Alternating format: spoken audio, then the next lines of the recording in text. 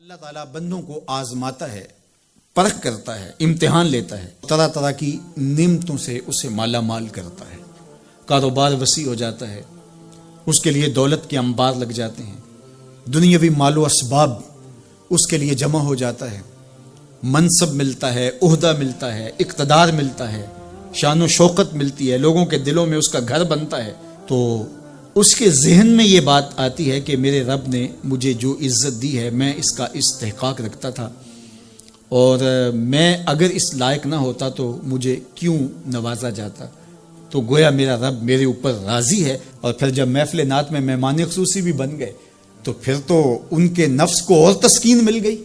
جب پیر صاحب نے بھی ان کو ہی اہمیت دی تو پھر انہیں لگا کہ واقعہ ہی ہمارا رب ہم پہ راضی ہی ہے، تبھی تو ہمیں مذہبی طبقوں کے اندر بھی اہمیت مل رہی ہے، حالانکہ وہ جانتے ہیں کہ ہم نے یہ دولت کیسے حاصل کی ہے، وہ جانتے ہیں کہ ہمیں سجدے کی توفیق نصیب نہیں ہے، وہ جانتے ہیں کہ آج اس محفل میں مہمان خصوصی سے تو کل ہم شراب خانے میں تھے، انہیں پتہ ہے، لیکن اس کی طرف توجہ نہیں جاتی، سوچتے نہیں ہیں، بلکہ وہ یہ سمجھتے ہیں کہ ہمیں یہ جو عزت مل رہی ہے یہ اللہ تعالیٰ کی طرف سے ہماری کسی قبولیت کی وجہ سے یہ عزت ہے، حالانکہ یہ ان کی آزمائش تھی، ان کا امتحان تھا۔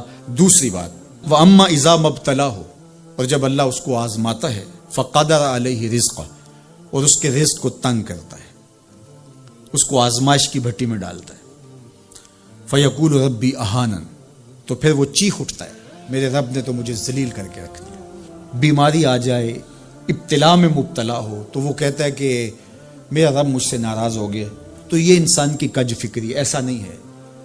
کسی شخص کو دولت کا دیا جانا یہ اللہ کی رضا کی دلیل نہیں ہے، اور کسی شخص کو غربت کے امتحان میں ڈالا جانا یہ اللہ کی ناراضگی کی دلیل نہیں ہے۔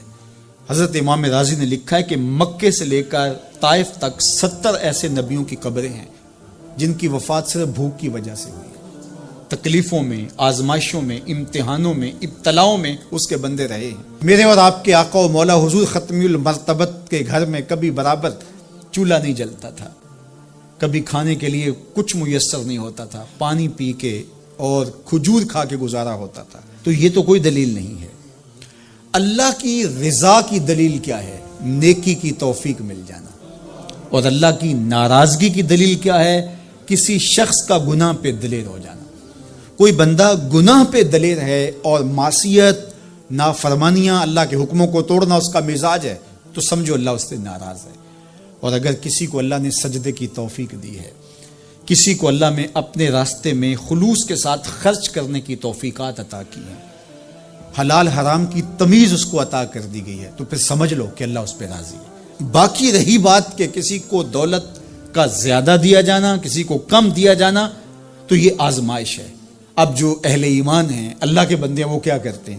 جب دولت زیادہ ملتی ہے، اقتدار ملتا ہے، منصب ملتا ہے، تو صرف اللہ کے شکر کے دائرے میں آ جاتے ہیں، اور جب مصیبت آتی ہے، تکلیف آتی ہے، اذیتوں میں مبتلا ہوتے ہیں، تو پھر وہ یہ نہیں کہتے کہ ہمارے رب نے ہمیں ذلیل کر دیا، بلکہ وہ اس پہ صبر کرتے ہیں اور اللہ کے حضور دعائیں کرتے ہیں، التجائیں کرتے ہیں کہ مالک تو نے جو جس آزمائش میں ڈالا ہمیں پورا اترنے کی توفیق نصیب فرما، ہماری سفید پوشی کا بھرم نہ ٹوٹے، اور ہمیں اس مشکل وقت سے بچانا کہ جب ہماری یہ غربت ہمیں کفر تک لے جائے، اور جب ان کو دولت مندی دی جاتی ہے تو وہ ڈرتے ہیں کہ اللہ ایسا نہ ہو کہ یہ دولت ہمیں فرعون بنا دے، یہ دولت ہمیں نمرود بنا دے، ہمارے اندر بخل پیدا ہو، تکبر پیدا ہو، ہمارے اندر غرور پیدا ہو، تو وہ اس حالت کے اندر اللہ تعالیٰ کا شکر یا دوسری حالت میں اللہ کے حضور صبر کی توفیق مانگتے ہیں اور صبر کے ساتھ اپنی زندگی گزارتے ہیں۔ آقا کریم علیہ السلام نے ارشاد فرمایا کہ کون ہے جو مجھ سے یہ کلمات لے اور ان پر خود عمل کرے اور پھر آگے ان لوگوں تک پہنچائے جو ان چیزوں پر عمل کرے۔ تو بہت سارے لوگ جھولیاں پھیلا کے آگے بڑھ جاتے، لیکن علم کے لیے جو حرص حضرت ابو ہریرہ کے سینے میں تھی، اس وجہ سے انہوں نے پہل کی اور آگے بڑھ کے عرض کی، حضور یہ خیرات میری جھولی میں ڈال دیجیے، میں خود بھی عمل کروں گا اور ایسے لوگوں تک پہنچاؤں گا بھی جو ان پر عمل پیرا ہوں۔ تو کہتے ہیں حضور نے میرا ہاتھ پکڑ لیا اور 5 چیزیں گنوائیں۔ پہلی بات میرے حضور نے ارشاد فرمائی، اتق المحارم تکن عابد الناس، اللہ کی حرام کردہ چیزوں سے بچ جاؤ، تم لوگوں میں سب سے بڑے عبادت گزار بن جاؤ گے۔ نیکی کرنا بہت اہم ہے، لیکن یہاں جو تعلیم دی گئی وہ گناہ سے بچنے کی ہے۔ ایک شخص رات کو 100 نفل پڑھ لیتا ہے، لیکن صبح اٹھ کے کسی کا حق غصب کرتا ہے، کسی کو گالی دیتا ہے، جھوٹ بولتا ہے، کم تولتا ہے، کم ناپتا ہے، اللہ کے احکام کو توڑتا ہے، اور دوسرا شخص ساری رات عشاء کی نماز کے بعد سویا رہا اور دن کو فجر کے بعد اس نے جھوٹ نہیں بولا، کسی کو تنگ نہیں کیا، اللہ کی مخلوق کو ضرر نہیں پہنچایا، تو شریعت ایسے شخص کو پسند کرتی ہے جو اللہ کی حرام کردہ چیزوں سے بچ جائے۔ نیکی کی توفیق مل جائے، نفلی عبادات میسر آ جائیں تو بڑی بات ہے، لیکن اس سے بڑی بات یہ ہے کہ اللہ کی حرام کردہ چیزوں سے بچا جائے۔ دوسری بات ارشاد کی، وَرْضَ بِمَا قَسَمَ اللَّهُ لَكَ تَكُنْ أَغْنَى النَّاسِ، اللہ کی تقسیم پہ راضی ہو جا، لوگوں میں سب سے بڑا غنی تو ہوگا۔ دولت کی کثرت سے بندہ غنی نہیں بنتا، کتنے دولت مند ہیں، نفس کی کمینگی ہی ختم نہیں ہوتی۔ تو غنی اس وقت بندہ بنے گا جب اللہ کی تقسیم پہ راضی ہو گیا، اللہ نے جس حالت پہ رکھا اس حالت پہ خوش ہے کہ میرے مالک نے مجھے جو دے دیا یہ میرے لیے اس نے مناسب جانا، تو بس میں اس پہ راضی ہوں، میں اس پہ خوش ہوں۔ اور اگر انسان یہ نہیں چاہتا اور نہیں کرتا تو جہاں بھی ہوگا وہ مطمئن نہیں ہوگا۔ پھر ارشاد فرمایا، وَأَحْسِنْ إِلَى جَارِكَ تَكُنْ مُؤْمِنًا، اپنے ہمسائے کے ساتھ سلوک اچھا کر تو کامل مومن ہو جائے گا۔ جو آپ کا ہم سایہ ہے تو آپ کا سایہ شفقت کا اس پر پڑنا چاہیے۔ آپ کا ہم سایہ آپ کی طرف سے سخت دھوپ میں اذیت گوارا نہ کرے، بلکہ آپ کے ہم سائے کے آپ ہم سائے ہی قرار پائیں، تو آپ کے ایمان کی کسوٹی یہ ہے، آپ کے مومن ہونے کا معیار یہ قرار دیا گیا کہ آپ اپنے ہمسایوں کے ساتھ کیسے ہو۔ چوتھی چیز، وَأَحِبَّ لِلنَّاسِ مَا تُحِبُّ لِنَفْسِكَ تَكُنْ مُسْلِمًا، اگر تم کامل مسلمان بننا چاہتے ہو تو جو اپنے لیے پسند کرتے ہو تمام مخلوق کے لیے وہ پسند کرو۔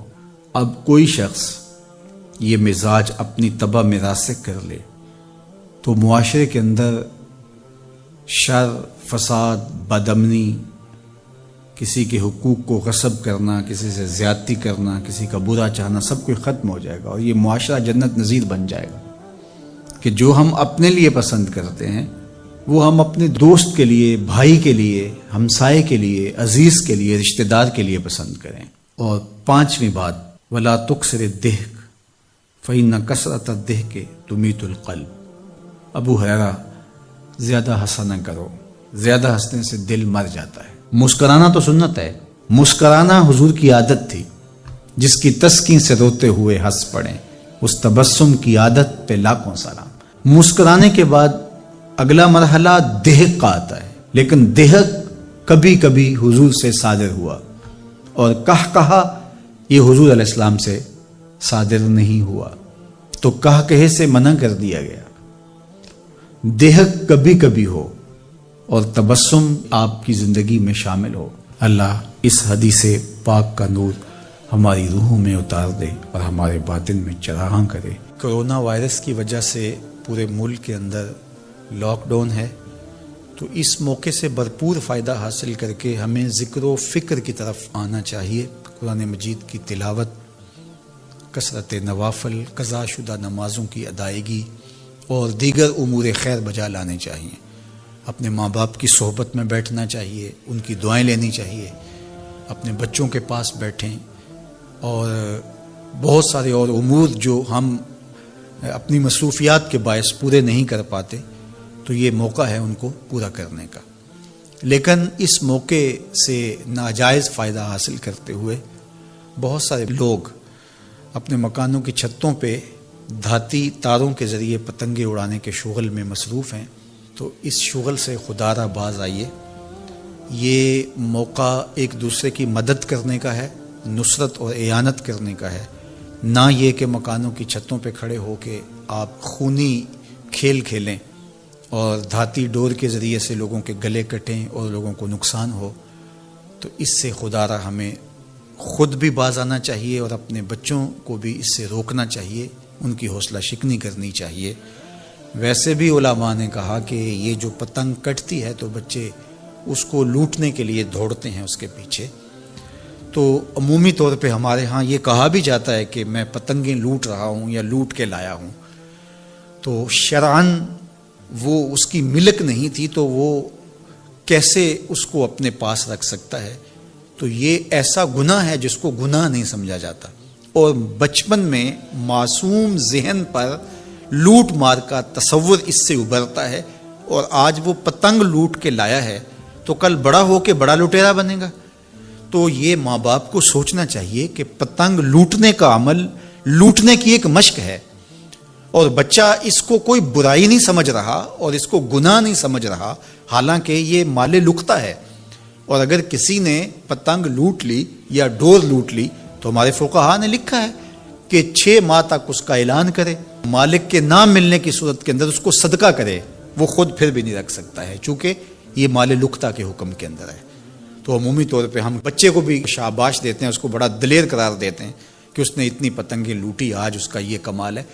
تو میاں یہ بچوں کے نفسیات کے اندر لوٹ مار کے تصور کو راسخ کرنے کا ایک ذریعہ ہے پتنگ۔ اس نقطہ نظر کی طرف شاید کبھی کسی کی توجہ نہ گئی ہو، تو اس پہ بھی غور کرنے کی ضرورت ہے۔ میں تو یہ بات کہا کرتا ہوں کہ چلتی ہوئی ٹرالی سے یا ٹرک سے جو بچہ گنا لوٹتا ہے تو اس کو بچے کی بہادری اور فنکاری سمجھا جاتا ہے، لیکن آج جس نے گنا لوٹا ہے تو کل وہ ملک لوٹنے لگے گا، کل وہ اور کچھ بھی لوٹے گا۔ تو یہ چونکہ جب برائیاں شروع ہوتی ہیں تو بڑے پیمانے سے شروع نہیں ہوتی، چھوٹے پیمانے سے شروع ہوتی ہیں۔ تو پتنگ لوٹنے کا تصور لوٹ مار کی طرف لے جانے والا ہے، اور دوسرا یہ قاتل ڈور کتنے لوگوں کی زندگی کا چراغ بجھا دیتی ہے، اور کیا گزرتی ہے ان ماں باپ کے اوپر جن کا لخت جگر، جن کا بیٹا ان کے ہاتھوں کے اندر دم توڑ جاتا ہے اور گلا کٹ گیا ایک ڈور سے۔ اور ایسے واقعات ہم کتنے سنتے ہیں۔ تو میں گزارش کروں گا کہ اس خونی کھیل سے باز رہا جائے۔ اخلاقیات بھی اجازت نہیں دیتے، ہمارا ملکی قانون بھی اس کی اجازت نہیں دیتا، اور پنجاب پولیس بھی اس پر ایکشن کر رہی ہے۔ ان کے ساتھ تعاون کیجئے اور اپنے گرد و پیش کے ماحول کی انہیں خبر بھی کیجئے، خود بھی بچیے، اپنی اولادوں کو، بچوں کو بھی اس سے محفوظ رکھیے۔ اللہ آپ کی حفاظت کرے۔ والسلام علیکم ورحمۃ اللہ وبرکاتہ۔ قرآن مجید کا اسلوب بیان دیکھیے کتنا دل آویز اور خوبصورت، اور مذہب اسلام کی خوبصورتی دیکھیے۔ غریبوں کو، یتیموں کو، لاچاروں کو، اپاہج اور کمزوروں کو، بیوگان اور اراملہ اور مساکین کو مدد کرنا، ان کی اعانت کرنا، ان کو کھانا دینا، یہ تو سارے لوگ کہتے ہیں، لیکن قرآن نے کتنی خوبصورتی کے ساتھ ہمیں بتایا کہ مسئلہ کھانے کا نہیں ہے، مسئلہ ان کو عزت دینے کا ہے۔ اگر تم ان کو کھانا دیتے ہو اور تذلیل بھی کرتے ہو تو تم اللہ کی رضا کبھی نہیں پا سکتے۔ اللہ کی رضا تمہیں تب نصیب ہوگی جب تم ان کی عزت نفس کا خیال رکھو گے، ان کی تذلیل نہیں کرو گے، تم ان کی تصویریں سوشل میڈیا پہ اور اخباروں پہ ڈال کر کے ان کی تذلیل کا سبب اور ذریعہ نہیں بنو گے، تو پھر تمہارا رب تم سے راضی ہے۔ تو بات کھانا دینے کی نہیں ہے، قرآن کہتا ہے تم ان کی خدمت کرو، ان کو کھانا کھلاؤ، لیکن اس چیز کا تمہیں پہلے خیال ہونا چاہیے کہ تم ان کی عزت نفس کو مجروح نہ ہونے دینا۔ وَرَجُلٌ تَصَدَّقَ بِصَدَقَةٍ فَأَخْفَاهَا حَتَّى لَا تَعْلَمَ شِمَالُهُ مَا تُنْفِقُ يَمِينُهُ۔ میرے حضور نے فرمایا جس شخص نے صدقہ کیا اور اتنے مخفی انداز میں کیا کہ جو دائیں ہاتھ نے خرچ کیا بائیں ہاتھ کو اس کا پتہ ہی نہ چلا، قیامت کے دن جب کوئی سایہ نہیں ہوگا اللہ ایسے شخص کو اپنے عرش کا ٹھنڈا سایہ نصیب فرمائے گا۔ کتنی بڑی بات ہے۔ قرآن نے ہمیں سرًا و اعلانیہ دونوں طریقے بتائے ہیں. اعلانیہ بھی خرچ کر سکتے ہو، مخفی بھی خرچ کر سکتے ہو، لیکن اعلانیہ خرچ تم تب کرو گے جب کسی کی عزت نفس کا مسئلہ نہیں ہوگا. آپ مسجد کے لیے فنڈ مانگ رہے ہیں، کوئی بات نہیں، یہاں تو کوئی ایسا شخص نہیں ہے، لیکن کسی ایک شخص کو دے رہے ہیں تو پھر آپ کو اس بات کا خیال کرنا ہوگا. اس وقت پھر مخفی کرنا تمہارے لیے ضروری ہے.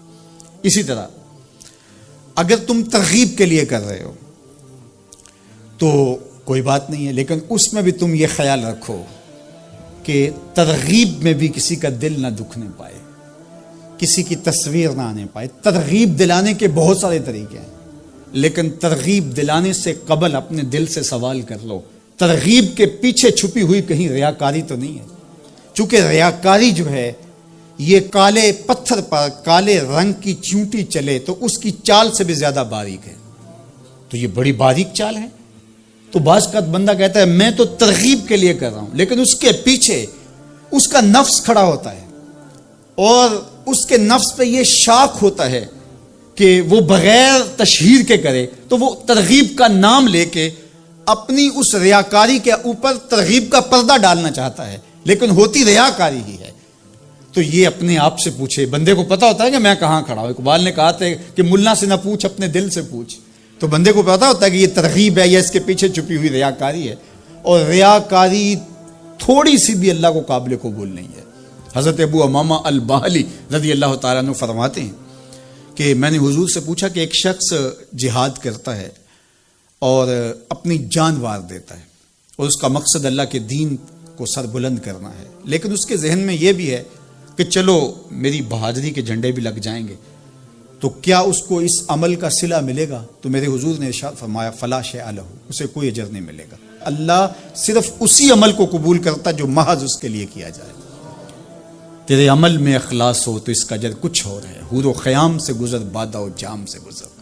جو محض اس کی رضا کے لیے عمل کیا جائے وہی عمل ہے. حضرت معاذ بن جبل رضی اللہ تعالیٰ عنہ حضور کے روضہ انور کے پاس بیٹھ کے رو رہے تھے.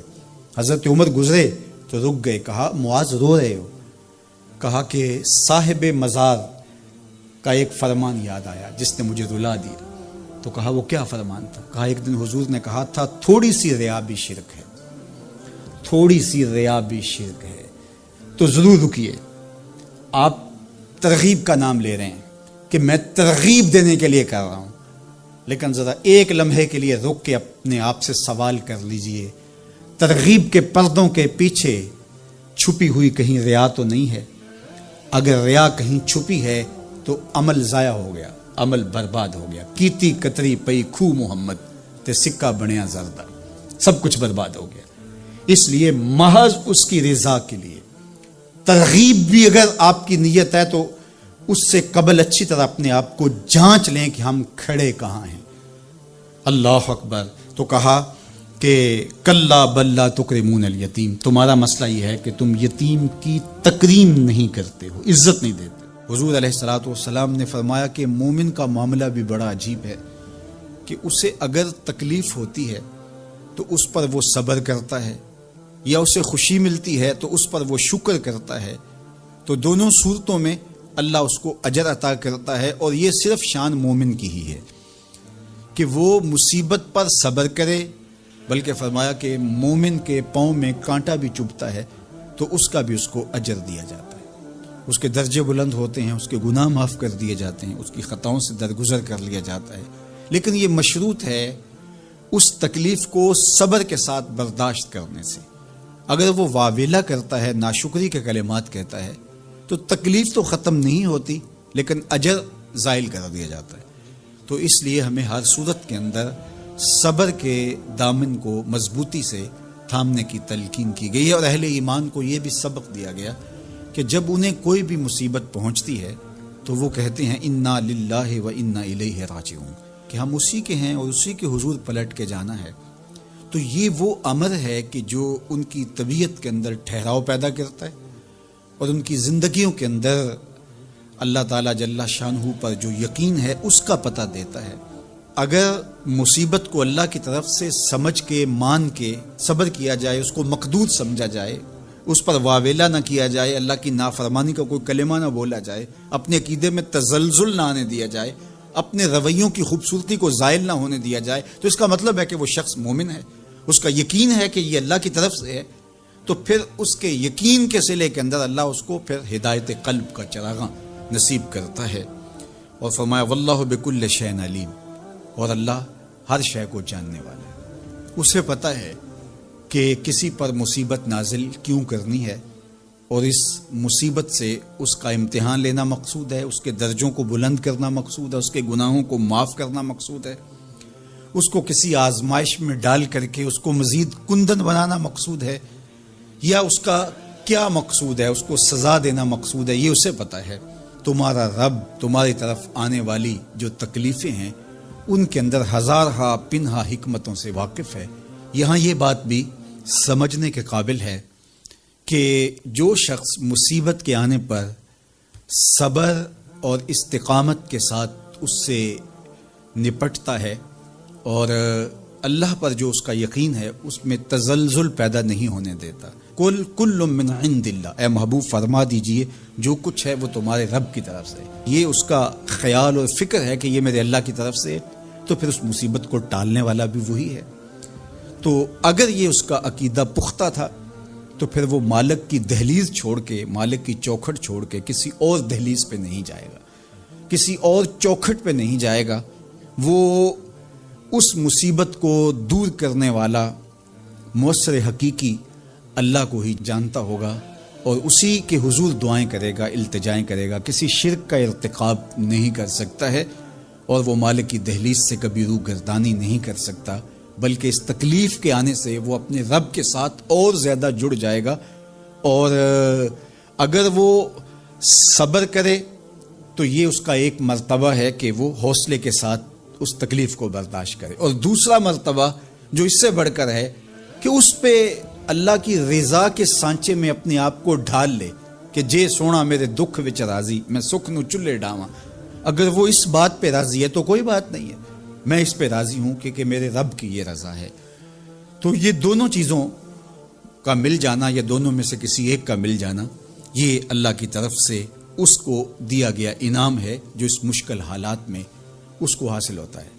اب وہ کس کیفیت میں ہے اللہ تعالیٰ اس کو خوب جانتا ہے کہ وہ اس پہ صبر کر رہا ہے یا اس کا اندر ڈول رہا ہے، اس کا عقیدہ کمزور تھا اور وہ کمزوری کے باعث جو ہے وہ تزلزل کا، تذبذب کا شکار ہو گیا، تو یہ تمہارا رب خوب جانتا ہے۔ تو تمہارے سینے کے اندر چھپی ہوئی کیفیت تمہارے رب مانگنے لگ جاتا ہے، سوال کا دروازہ کھول دیتا ہے، اللہ اس کے لیے محتاجی کا دروازہ کھول دیتا ہے۔ حالات سخت بھی ہوں، اگر قابل برداشت ہوں تو ان کو برداشت کرنا چاہیے تاکہ سوال کی عادت نہ پڑے۔ انسان مخمصے کی حالت میں ہو، مجبور ہو جائے تو وہ ایک الگ بات ہے، مخمصے کی حالت میں سوال جائز ہو جاتا ہے، لیکن اگر حالت مخمصے کی نہ ہو تو پھر سوال نہیں کرنا۔ تھوڑی سی مشکل آئی اور اناج بٹتے ہوئے دیکھا تو خود بھی سوالی بن کے جا کے کھڑے ہو گئے، جبکہ ہمارے گھر کے اندر اتنا کچھ موجود تھا کہ ہم گزر کر سکتے تھے، لیکن مفت کا مال ہے لہٰذا کوئی حرج نہیں ہے، تو پھر آہستہ آہستہ انسان اس کا عادی بن جاتا ہے۔ اللہ اس وقت سے بچائے کہ ہم محتاج ہوں اور ہمیں عملاً اس جگہ پہ آنا پڑے، اللہ سب کو محفوظ فرمائے۔ لیکن اگر حالات کچھ تلخ بھی ہوں تو پھر بھی اگر آپ دیکھیں اپنے آپ کو کہ کیا ہم ایسی جگہ پہ تو نہیں ہیں کہ ہم سوال کرنے جائیں، تو باہر ایک ماحول دیکھ کر کے تو لپک پڑنا، تو اس سے آپ کی طبع کے اندر سوال کی عادت پیدا ہوگی، تو اس لیے جو مانگنا شروع کر دیتا ہے پھر اس کے لیے محتاجی کا دروازہ بند نہیں ہوتا، الا یہ کہ کوئی سخت مجبور ہو جائے تو شریعت اس کو اس کی اجازت دیتی ہے۔ تیسری بات میرے اور آپ کے آقا و مولا نے جو قسم کر کے کہی، ما نقص مال عبد من صدقہ، کہ صدقے سے بندے کا مال کم نہیں ہوتا۔ آپ کا اکاؤنٹنٹ کہتا ہے کہ اگر اتنے پیسے اتنوں سے نکال دیے گئے تو باقی اتنے بچیں گے، کیلکولیٹر کا حساب بھی یہی ہے، لیکن میرے محبوب فرماتے ہیں کہ میں ضمانت دیتا ہوں کہ صدقے سے مال کم نہیں ہوتا، تو اس لیے تم راہ خدا میں خرچ کرو گے تو میرا رب کہہ رہا ہے خیر لانفسکم، یہ تمہارے لیے بہتر ہے. تمہیں لگتا ہے کہ اتنے کم ہو جائیں گے، لیکن ایسا نہیں ہے. تمہارا مال صدقے سے گھٹتا نہیں ہے، صدقے سے تمہارا مال بڑھتا ہے. اور اللہ تعالیٰ جل شانہ ایک کا 10 گنا عطا کرتا ہے، 70 گنا عطا کرتا ہے، 700 گنا عطا کرتا ہے. فرمایا اللہ چاہے تو اس سے بھی زیادہ عطا کر دے. اور پھر فرمایا ان تقرضوا اللہ قرضا حسنا یضاعفہ لکم، اگر تم اللہ کی راہ میں قرض حسنہ دو تو وہ دگنا کر کے دے گا. اچھا، یہ کیسا اللہ کا انداز بیاں ہے کہ خود مال دے کے خود کہہ رہا ہے مجھے قرضہ دو، اور پھر خود کہتا ہے میں دگنا دوں گا. دیا ہوا کس نے ہے؟ اسی نے. اور کہتا ہے کہ جو میں نے تمہیں دیا ہے اس سے مجھے دو، اور میں پھر اس کو اپنے دیے ہوئے مال سے دیے گئے مال کو دگنا کر کے تمہیں لوٹاؤں گا. اللہ اکبر. اور پھر فرمایا وَيَغْفِرْ لَكُمْ، اور تمہیں بخش بھی دوں گا. واللہ شکور حلیم، وہ شکر گزار بھی ہے اور حلم والا بھی ہے. اللہ اکبر. وہ بردبار بھی ہے، وہ تمہارا شکر گزار بھی ہوگا، تمہیں دگنا کر کے بھی دے گا، تمہاری مغفرت بھی کر دے گا، اور تمہارے مال میں کمی بھی نہیں آنے دے گا، اور یہ بہتر بھی تمہارے لیے ہوگا. یہ تمہاری آزمائش تھی، تمہارا مال تمہیں دے کر تم سے مانگا، اور جس کے لیے مانگا اس کو اللہ ڈائریکٹ بھی تو دے سکتا تھا، لیکن کہا کہ اس کی آزمائش ہے کہ اس کو غربت کی بھٹی میں ڈالا گیا. تمہاری آزمائش یہ ہے، تمہیں فراوانی دی گئی. اب دیکھیے کہ وہ آزمائش میں پورا نکلتا ہے، تم آزمائش میں پورے نکلتے ہو، دونوں آزمائش میں پورے نکلتے ہیں، یا پھر تم نامراد اور ناکام ہو جاتے ہو. اللہ اکبر. اللہ جل شانہ پورے عالم کے اوپر پھیلی ہوئی وبا کو دور فرمائے، بالخصوص امت مسلمہ کی خیر کرے، اور میرے وطن پاکستان کو امن کا، نور کا، رحمت کا گہوارہ بنائے، اور یہاں نظام رسول کی بہاریں پیدا کرے. اللہ ہمیں معاشی بحرانوں سے نکال کے معیشت کا استحکام عطا کرے، اور ایک دوسرے کے لیے جذبہ احساس، جذبہ ہمدردی اور راہ خدا میں خرچ کرنے کا جذبہ فراواں ہمارا مقصود